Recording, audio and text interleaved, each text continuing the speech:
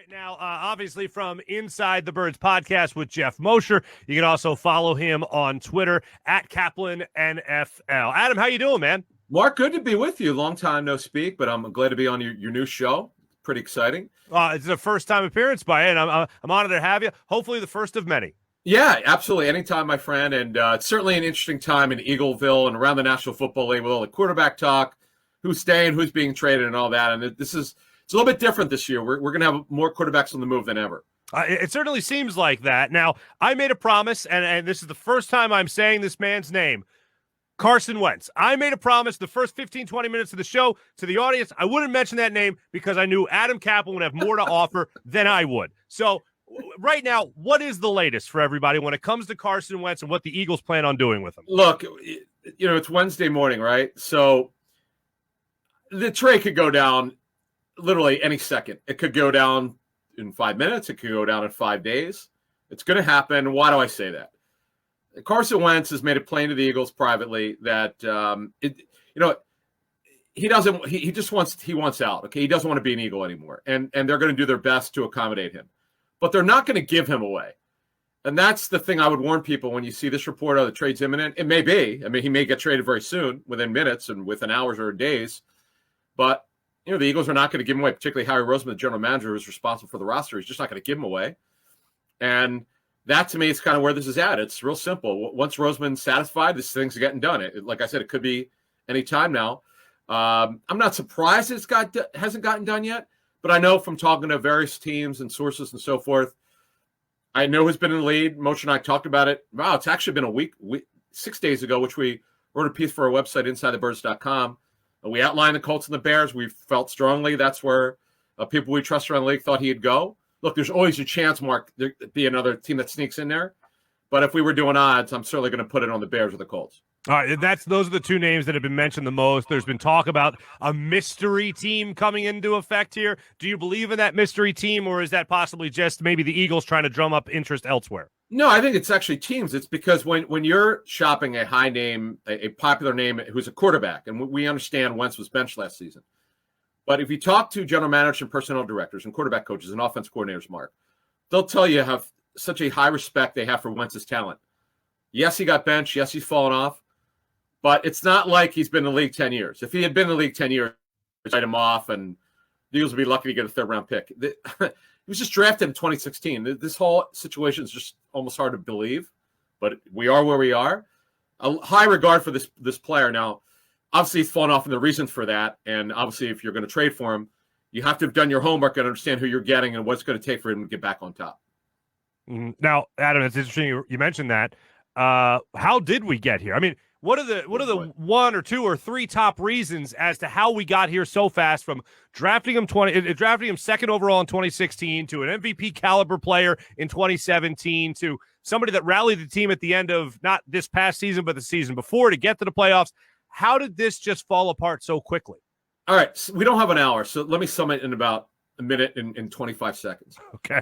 2016, by rookie standards, by people who graded the tape, who I've spoken with, he was pretty good by rookie standards. So you're feeling good about him in year two, going into year two. He was at the best football I've seen in my life in this market in Philly. Okay, as long as I've been watching football since the mid to late 70s. As good as Ron Jaworski was, it's not even close to how good Wentz was in 17. As good as Donovan McNabb wasn't even close to what he did in 17 before he got hurt. This is absolutely looked like you could see why the Eagles traded up, why Howie Roseman made that trade. It looked like they were going to get this one right. He's going to be best quarterback in Eagles history. I was at the game in L.A. in December when he tore his ACL. And, I gave the coaches credit, obviously, for somehow rescuing this team and Doug Peterson's enthusiasm and positivity for not to get down on the team and bring everybody up. One of the all-time coaching jobs, no question, he and his staff. But, okay, ACL injury, a little bit of other damage to his knee. Then he suffers a back fracture. But by tape study, he did a good job. His completion percentage went up by 9%, which is almost unheard of. So he's still feeling really good. 19, very uneven, Mark. You saw some things. This is what people tell me, who I trust. This is when the regression started. I understand, not the greatest receiver core. I understand all the injuries, okay? That doesn't excuse the mechanics, the regression in the overall level of play, from stuff that he could control. Okay? You can't blame it all on one particular thing. It was partially him, yes. Partially on coaching, absolutely. So it's amalgamation, Mark, of a bunch of factors. In 2020, it was poor. As Mosher will test on our show Inside the Birds, which we have now every day now on the offseason, twice a week. The days are Monday and Thursday that we drop it, whether it's on YouTube or podcast version. I mean, I've said it many times. He should have been benched before he was actually benched. I agree wholeheartedly. When you say watching him? Oh, absolutely. And then there'd be an opportunity to see how he responds from being benched. Get Jalen Hurts out there, get him some reps. Okay, fine. Everyone would know it was a benching without actually being a benching. I called for it in the Browns game, and they decided not to do it. But yeah, then you could also let Carson Wentz back in there, see how he responds, and you'd have a little bit more wiggle room for the rest of the season. No doubt. And truth, I don't know Carson, but I was probably, of the national and local media, the biggest supporter of them trading up for Wentz. I did a lot of homework on him. I didn't think it was remotely close on Goff in terms of talent, and that definitely is true. Now, no, but both their team, Rams have moved on for Goff incredibly, the number one pick, and the Eagles on the verge of doing it, whether it's today or in 3 weeks, who knows? But fact of the matter is, I never saw this coming. This, to me, is such a sports tragedy for Philadelphia. It's embarrassing, quite frankly. So many people have a hand in it. It bothers me as someone who's a purist of the game, and I just don't report. We analyze and we love football. This never should have happened, and a lot of people share the blame on this thing. It's not just the quarterback or the coaches. It's really an organizational issue. So that would explain why not just moving on from Doug Peterson would be a reason why Carson would still want out. Yeah, and I don't want to. I'm not going to criticize any particular reporter. So Mosher and I have been pretty out there on the way we felt on our show, and I had said, like, look, be careful of saying, because I knew it wasn't true at the time. I just wasn't going to bash anyone. I said, be careful of people saying that this will placate Carson Wentz because they fired Peterson. Was it part of it? He didn't want to work with them anymore? Sure. That's not why he got fired. He got fired as we outlined exactly what happened. When the reports came out, Mark, that, okay, Peterson has the Eagles want to keep Doug Peterson, which is true, that he's expected to return. What Jeff and I said on our show is not so fast. Depends how this meeting goes. And by the way, the meeting was terrible. Didn't go very well. Neither did the second meeting. So you've got to understand, when people around the league know that the coaching was poor for the quarterback, Doug Peterson going in a meeting saying he wants to keep everything status quo is not going to go over well. Jeffrey Lurie knows enough that no way, no how, and it wasn't going to happen. Yeah, that seems to be evident, obviously, right now. Adam, so looking at Carson Wentz now, and that word fixed gets thrown around a lot. Can he be fixed here in Philly? What does he need to fix? How does he need to improve? What does he need to do to get back to even something close to that MVP caliber form that we saw in 2017, if that's even obtainable again? Yeah, what I call it, Mark, I don't call it being fixed. I call it being rebuilt. There's no, fixing, I don't even know what it means. I'm not criticizing you, but when people say it, right, I don't know if they know what it means. What it is it's a rebuild. This guy is so broken. Now, you talk about fixing. The way you rebuild him, which needs to be done with this player, is you start with his feet. And you work, he's totally out of whack with his footwork. I'm told by multiple teams that have looked at Wentz, they both say the same thing. His eye discipline's poor. He freelances too much. He needs to get back to being coached hard, okay, wherever he goes, whether it's Indy or Chicago or another team. They have to know that, because the tape study tells you everything. It's not like you need to talk to anyone to coach Wentz. The tape tells you he's lost right now. But everything, Mark, that it's been wrong with him can be rebuilt. That's the good thing about it. Not that it's ever good that the guy's lost, but it's all able to be rebuilt. What we need, though, with him is a full offseason. We don't need him waiting till August again to start practicing. That's not helpful.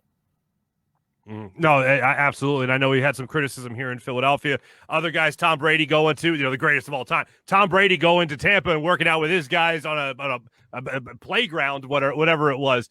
People were looking at Carson saying, all right, when do we see a little bit more of that from you, Carson? Because we originally saw it when he was going out to North Dakota with guys like Jordan Matthews, listening to country music and, hanging out in kayaks. And then we haven't seen that for some time.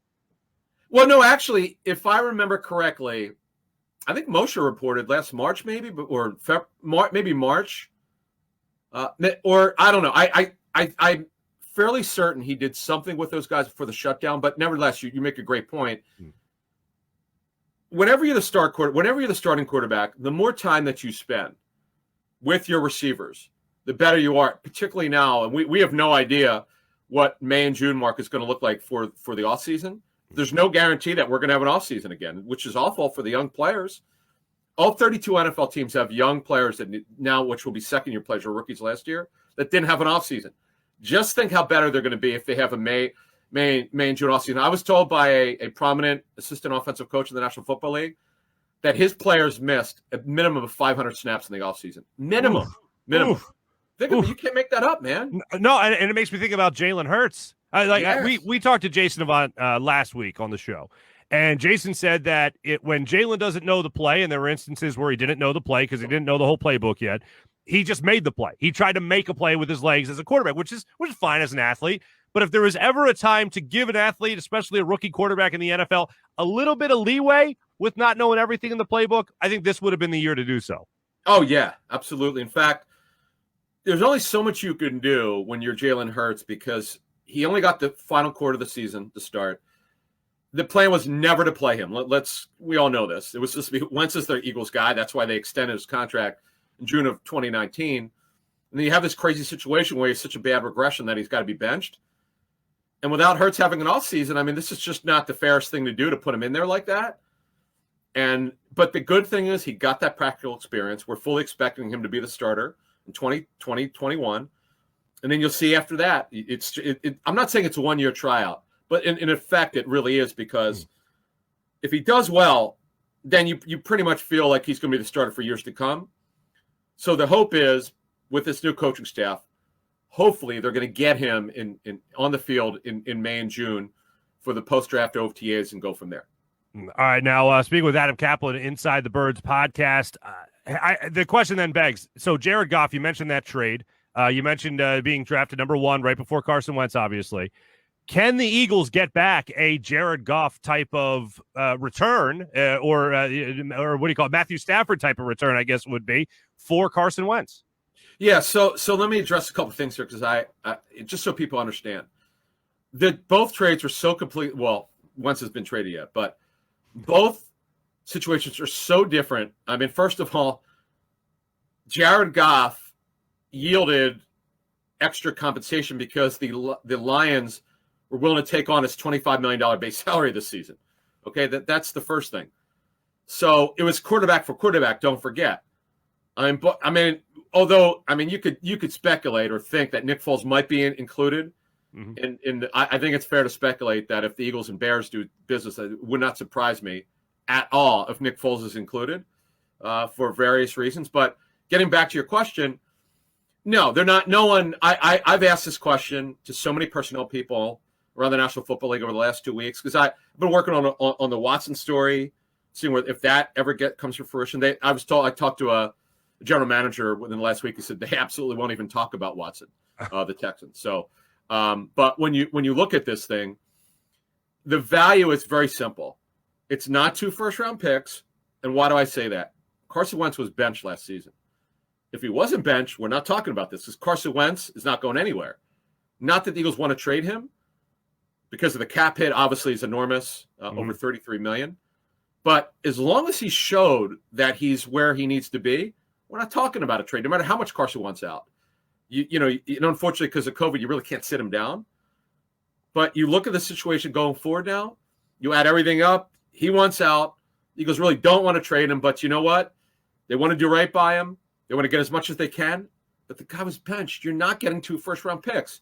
The only way a team, Mark, could even consider 2 first-round picks is if you're getting something back in return that's significant. You would get a starter back. And still, even though I don't see Chris Bauer, the GM, the Colts, doing anything remotely like that. He's big in the draft. He's not big in the free agency. He's building – look at the way they built that team since he's gotten there. They're building for the draft. And now Ryan Pace, the GM of the Bears – he's got more challenges here. They've got to solve that quarterback position because they barely survived coming back. Remember, they made the playoffs at 8-8 because of the 7th playoff team in the NFC. Yeah, no. So to boil it down, then Howie is right now, and you saying I agree with you. I wholeheartedly agree that right now we're in a holding pattern, and right now Howie is seeing what he could get in maybe at the last minute to trade Carson. What do you think that deal is? What do you think the offer on the table is right now for Carson Wentz? Do you think it is at least one first-round pick? It is a second-round pick? What would you say that offer is coming into Howie Roseman sitting on his desk right now? Well, let's put it this way. We'll move this forward. I think when it gets done, and it will get done, I don't see any way Carson Wentz returns just because where he's at and how much he wants out from people I've heard from the last month. Once that goes down, I expect him to get a 1+. Now, could that be a 1 and a future draft pick? Could that be a 1 and something, and they have to give something back? I can't answer that. But I thought you framed this very well, because that's my understanding. They've talked to the Bears and Colts multiple times. I know that's a fact. Roseman's talked to these teams. Whoever called whom, doesn't matter. They've talked. They've talked. Eagles have talked to other teams. Other teams have called them. Like I said at the top of our discussion here, when Carson Wentz is available, we know that he was benched. We get all that. But the talent has not left him. Everything else is in question, but the talent and the arm strength and the athleticism and the size has not left him at 28 years old. You're going to make a call. You're going to want to see where Howie Roseman's at, and then you're going to go from there. So I don't see much else that needs to be done other than what you said, and I love the way you framed it. You just want to make sure you've talked to everyone and then followed up. And that could be done literally in a day, because you can kind of know where you're going here and go, you know what, let me make a couple more calls here. We didn't follow up with that team. Let me call that team back. Make sure that they're, hey, if you're the GM and I'm calling you, Mark, hey, Mark, listen, I think we're pretty set here, but I just want to say, I want to talk to you once again, because I know you haven't made a decision on your quarterback situation. Do you want to, we feel like we got a first here, at least a first.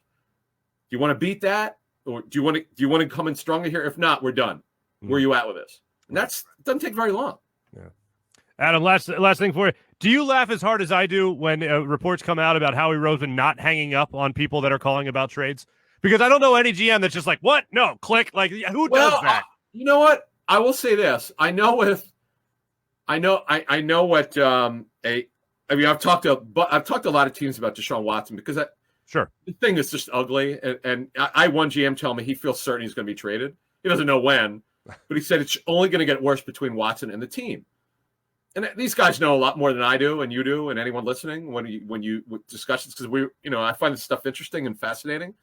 But I love your point about this, because if you're the GM, Nick Caserio of the Texans, at some point you're going to at least have to listen. Like you said, like right. The personnel people have called the Texans. They're not hanging up. They're just not going to talk about it.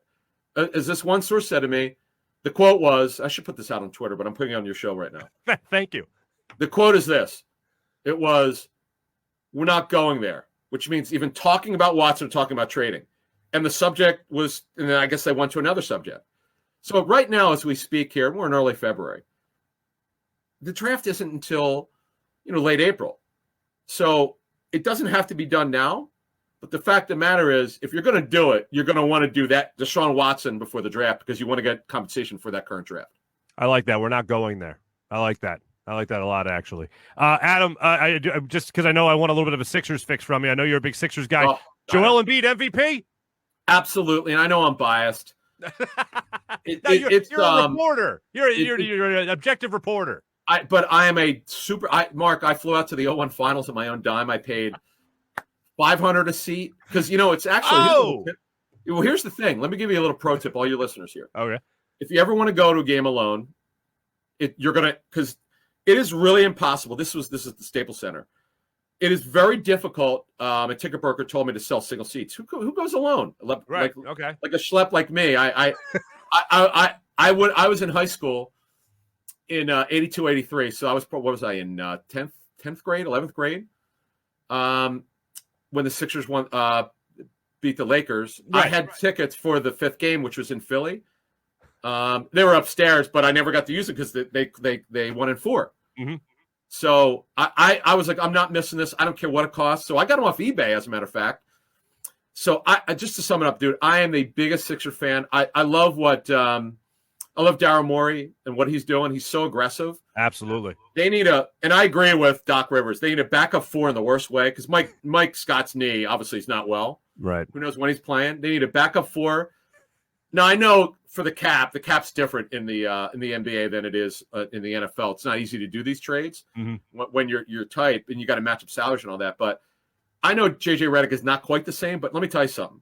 If you can work it out, I want JJ Redick back because they need more bench scoring. Don't you agree? Oh, absolutely. Have that shooter coming off the bench? Yes, please, and thank you. And I'll take, you know what? And people will laugh at me. I'll take Ersan Ilyasova for 12 minutes a game and he can shoot. Yes. I'll take him for 12 minutes. He's out there, right? He's coming back. Yeah, he still his name's being dangled out there in trade rumors. Absolutely. Yeah. I'll take. He's a free agent. Oh, free agent. I'm sorry. Yeah. Redick's the trade. Yeah. I need the Sixers badly need a backup stretch forward for 15 minutes. I'll take that because I'll tell you what.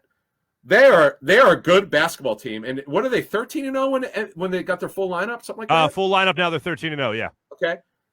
I'll tell you what. They're going to go far, man. They if they could stay in one piece here, they could go far. Doc Rivers has done a phenomenal job. I love what he's done. It's enjoyable basketball. It's smart heads up basketball, and this is the best version, as we started the conversation with as it pertains to the Sixers, best version of Joel Embiid we've ever seen by a million miles. And he's playing back-to-backs. It's just phenomenal. It's great. Adam Caplan, always great catching up with you, man. Thanks so much for being on the show. Inside the Birds podcast, you and Jeff Mosher, you guys are putting it out twice a week. We could watch it on YouTube as well? Yeah, it's YouTube and obviously, and any podcast version, obviously Apple or Android. And then, we do interviews. We do these, what are called Inside the Birds television, sponsored by DraftKings. We'll do interview anyone, any ex-player, Joe Banner we've done. Joe's been phenomenal. Greg Cosell from NFL Films. We'll talk to anyone where we all can learn, not just Jeff and I, where our listeners and viewers can learn. And we appreciate everyone, and we appreciate our guy, Josh Weinfeld, who's been the eyes and ears for everything we've done, and really appreciate his help. And Hunter Brody, who is our producer, and everyone who's been helping us, and our friends from Rebel Hill Productions, and as you know, James and Zach, and it's just been our before I get out of here, our show has gone in places we never thought, and I got to give Josh credit. To think we could pull off a TV show is just, I thought he was wrong. I didn't think we could do it. I was like, no way. I was like, no way, man. How? I said, I know a little bit about television. You're not putting together a television show in 1 week, but we did this pregame show, which is unbelievable. And it's great. It's great. Oh, my really God. Is. The visual. Oh, my God. It was, the background and at Goose Island in downtown Philly. But so just a little bit aside, really proud of what we did and more to come. You should be, my friend. Congrats. You deserve every ounce of it, my man. Thanks so much for coming on. Thank you. Adam Caplan joining us right here on the Zados Investment guest line. Gotta love Adam Caplan. Here's what's funny. All these people are known for, like Adam Caplan, known for knowing football. But the minute you put that quarter in the machine for something else that he loves, like the 76ers, oh, man, he'll just keep going. Just as good as football. A little bit more passion because it's not the job. It's just the passion, which is basketball and the 76ers. Once again, my thanks to Adam Caplan. Thank you, Adam, for jumping on with us Inside the Birds podcast. Make sure you check that out. Now, that's some great insight from Adam Caplan. Some great stuff to ponder throughout the day. He's on board with just about everybody else. His source is telling him the same thing that a lot of people are telling other people, which is it's going to happen. It might not happen tomorrow. It might not happen in the coming seconds, but it's going to happen as far as Carson Wentz getting traded. 6:40 in the morning, and I just said that for the first time. Carson Wentz, that's right. So Adam Caplan broke it down well for us, but as great as he could be, I think I need a little bit more